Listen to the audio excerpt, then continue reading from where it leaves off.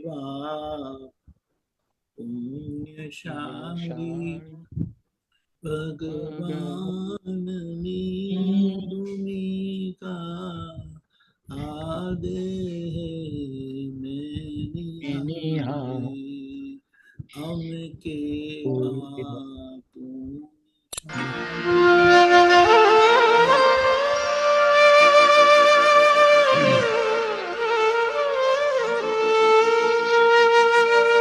અમે કેવા પુણ્યશાળી ભગવાનની ભૂમિકા આ દેહ મેં નિહાળી અમે કેવા પુણ્યશાળી ભગવાનની ભૂમિકા આ દેહ મેં નિહાળી અમે કેવા ભાગ્યશાળી જ્ઞાની પુરુષ પાસે મુક્તિની જાવી ભાળી અમે કેવા ભાગ્યશાળી જ્ઞાની પુરુષ પાસે મુક્તિની ચાવી ભાળી ભૂમિકા ભજવી ભૂમિ ઉપર દાદાના અમર દેશે જઈશું ભૂમિકા ભજવી ભૂમિ ઉપર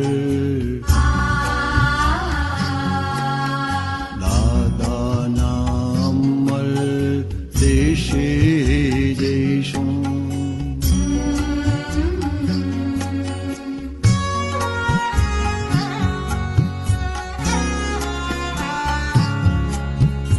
મોહ નિદ્રાની આંખો જોડીને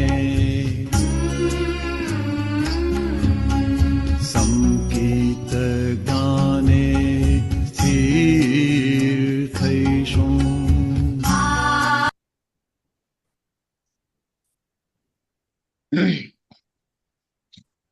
જય સચ્ચિદાનંદ. જય સચ્ચિદાનંદ. હા, આપણે શું કહીએ કે આ પદ આપણને ક્યાં લઈ જાય છે એ જ્યારે આપણે એમ જોઈએ છે કે દાદા ભગવાન તરીકે કઈ રીતે બધા જોડે રહ્યા, તો પછી આપણી પણ સ્વાભાવિક જવાબદારી થઈ જાય છે. કારણ કે દાદાને મળ્યા છે, દાદાનું વિજ્ઞાન મળ્યું છે, તો એ જવાબદારી થઈ જાય છે કે આપણે પણ એ ભગવાનની ભૂમિકા કેવી રીતે બધા જોડે પ્રેમ સ્વરૂપ રહીએ.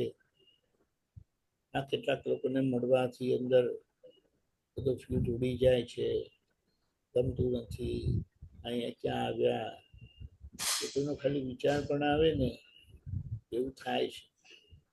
એટલે કે અહીંયા આજે ભગવાન સ્વરૂપ થઈને ભગવાન સ્વરૂપે બધા જોડે પ્રેમ સ્વરૂપે રહ્યા, એ ગજબની ભૂમિકા આપણને દાદા ભગવાન પાસે જોવા મળી.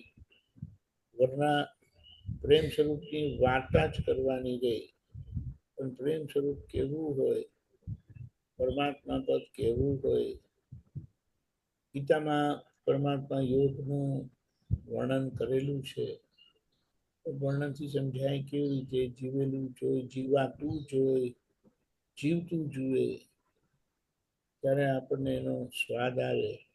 પણ આના લીધે આપણે શીખીએ છીએ, આ જોવા મળ્યું ને. અને મહાત્માઓમાં એ જ દાદા ભગવાનની ભૂમિકા અંશ સ્વરૂપે બધામાં છે. હવે એ બધાને ભેગું કરે તો આપણને એ જ દાદા ભગવાનનું સ્વરૂપ સમજાય. આપણી પાસે સમજણ પણ નથી એવી કે એ વાતને આપણે સમજી લઈએ, પણ આપણે ચોક્કસ પ્રાર્થના કરી શકીએ ને પ્રાર્થના કરીએ કે આપણને એ ભગવાનની ભૂમિકા, કારણ કે આજે દાદા ભગવાનનો જીવ તો દાખલો નથી આપણી પાસે, સજીવન દાખલો, પણ મહાત્માઓનો ચોક્કસ છે. અને મહાત્માઓમાં એ અંશ રૂપે પ્રગટ થયેલું છે. તો બીજું બધું એને દેખાય છે, જોતા નથી, દેખાય છે. અને દેખાય છે ને માટે એની અસરમાં વહી જઈએ છે. એટલે અહીંયા આપણે મોક્ષ માર્ગના શું કીધું છે, તારક પુરુષને જ્ઞાની પુરુષ કીધા. હવે આપણને એ પુરુષ મળ્યા, એ કેવી રીતે ભગવાન સ્વરૂપે રહ્યા, અને ભગવાન સ્વરૂપેની તો આપણે કહીએ પ્રેમ સ્વરૂપની ભૂમિકા છે ને. આજે બધા જ મુખ ખોડે છે, પ્રેમ ખોડે છે, બધી બાજુ દગો ફટકો થાય છે, માર જ ખાય છે. હવે એ બધા ઘામાંથી નીકળવાનું કેવી રીતે? એટલે બધા જ શોધે છે, પણ આપણને તે મળેલું છે. આપણે એ રીતે ઊંચે કરીને જીવીએ છીએ, કેમ કરીને બધા જોડે આપણું જીવન એવી રીતે જાય, એની આપણે હૃદયથી પ્રાર્થના કરીએ. અને એક તો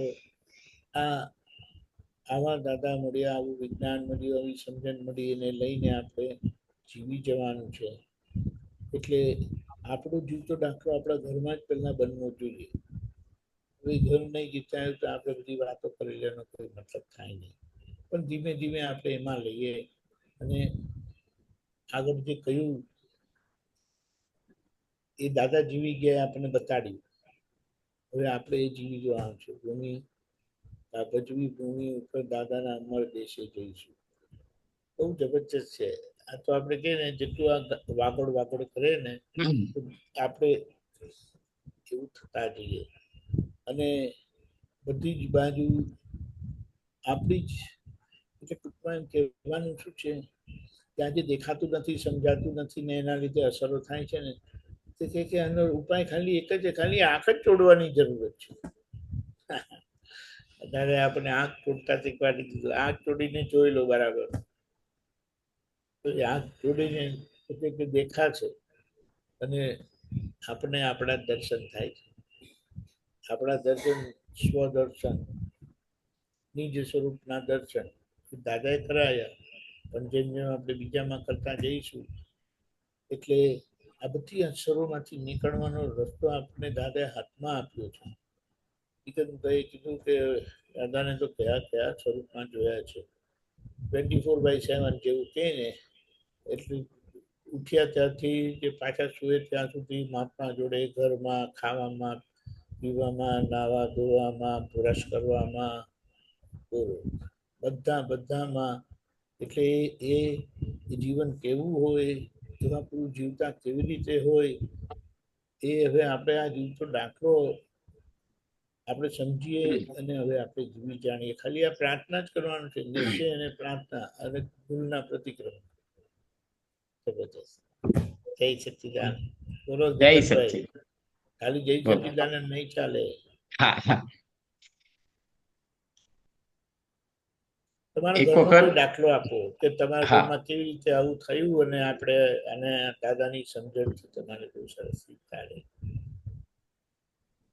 એના કરતા બે દાખલા દાદા જોડેના જે બન્યા છે. પ્લીઝ. એક વખત હું જોબ કરતો હતો વોલ્ટાસમાં, અને અમારે સેલ્સમાં જોબ કરતો હતો, અને એન્યુઅલ કોન્ફરન્સ હતી બોમ્બેમાં. તો અમે પછી દાદાની આજ્ઞા લઈને પછી હું ત્યાં બોમ્બે કોન્ફરન્સમાં ગયો હતો બરોડાથી. તો કોન્ફરન્સ તો બધી આગલા બધા દિવસ તો બરાબર પસાર થઈ ગયા, પણ છેલ્લે દિવસે કેવું હોય કે ઓપન બાર ને એવું બધું હતું, એટલે દારૂ પીવાનું ને બધું, અને સેલ્સના માણસો એટલે બધા પીએ જ એવું હોય. પછી હું એકચ્યુઅલી પાછળ ઉભો હતો, તો મેં બધું જોયું કે જે ના પાડે ને એને તો લોકો જબરજસ્તી પીવડાવે જ. એટલે મેં કીધું આમાં કંઈક આપણે રસ્તો કાઢવો પડશે.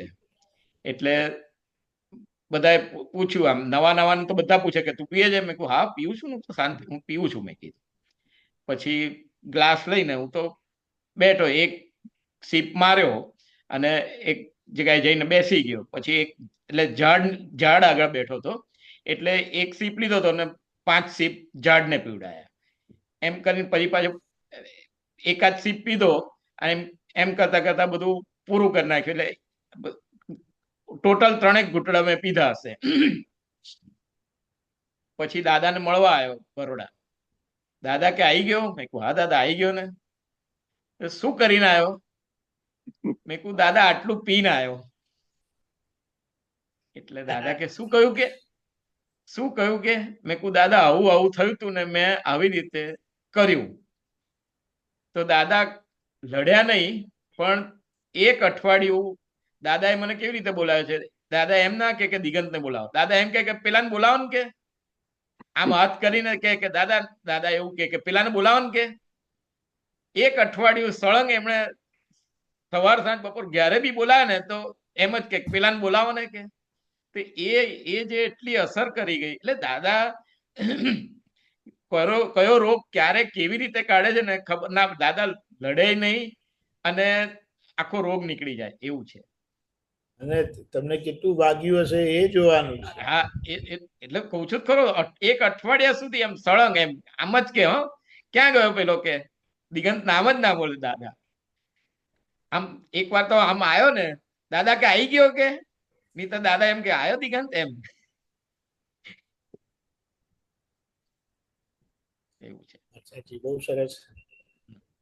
આવું પ્રેમ, આપણો પ્રેમ તૂટે નહીં, આપણને આપણી ભૂલ સમજાય, નક્કી કરીએ કે ફરી એવી ભૂલ ક્યારે નહીં કરવું. ગમે તે થાય, આ દેહ પડી જાય તો પડી જાય, પણ આપણે એ ભૂલ કરવી નથી.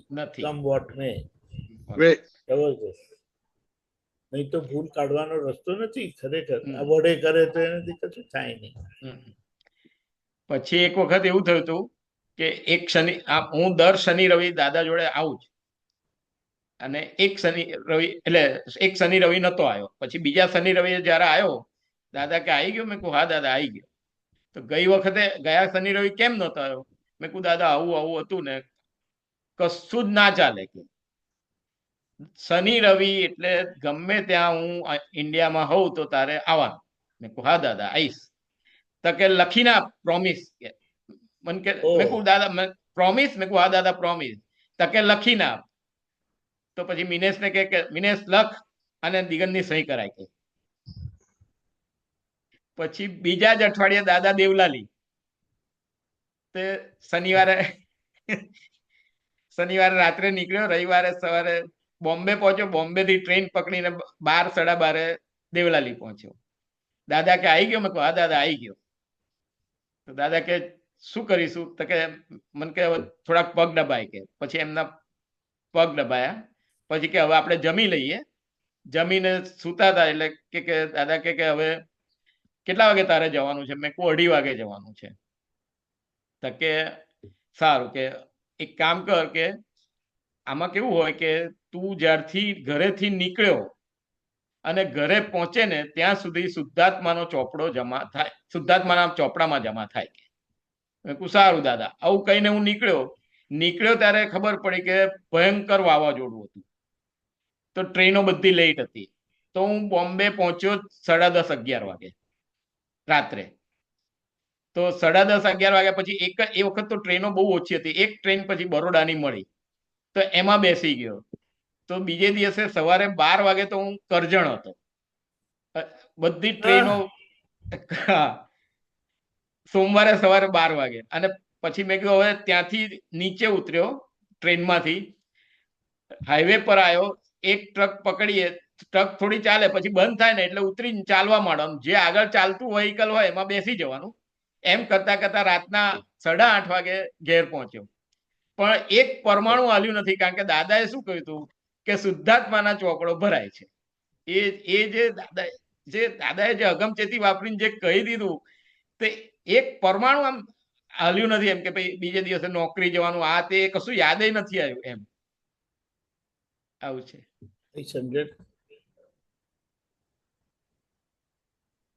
સમજણ કેવી રીતે મળી શકે? My God, unbelievable. અને આપણે રસ્તો કરી આપ્યો. 10 વાગે પૂછ્યા ને 4 કલાક જ હતા ને ત્યાં જેવા. ના 12 બરોબર. વાગે પહોંચ્યો. ના ના ના ના, એ તો બરાબર. તમે હા. કેટલા એટલે દેવલાથી 12 વાગે પહોંચેલા? હા 12 વાગે પહોંચ્યો. એટલે 2 કે 2.5 કલાક જ હતા ત્યાં. આપણે અઢી કલાક જ મળે. બોલો, આનું શું વર્ણન કરી શકાય? એટલું પણ ધ્યાન રાખતા હતા. એ- એ આમ બધ- એક જગ્યા એક સ્થાન એવું નતું કે એક વસ્તુ એવી નથી અમારા ઉદય કે જેમનું એમના નિર્જરામાંથી એટલે એમની નજરમાંથી બહાર હોય. એક મોટી વસ્તુ તો મને શું સમજાય છે, તમે જે ઉલ્લાસથી આયા, કીધું એટલે ઉલ્લાસથી આયા, હા. અને એટલા જ ઉલ્લાસથી તમને મોકલ્યા કે તમારો ઉલ્લાસ તૂટે નહીં ને આખો અંદરથી એમ જ રહે કે આ મારા શુદ્ધાત્માના ખાતામાં જબરજસ્ત જમા જમા થાય છે, જમા થાય છે. કોઈ શબ્દ નથી એના માટે. શું કહીએ? જય સચ્ચિદાનંદ. જય શ્રી જય સચ્ચિદાનંદ.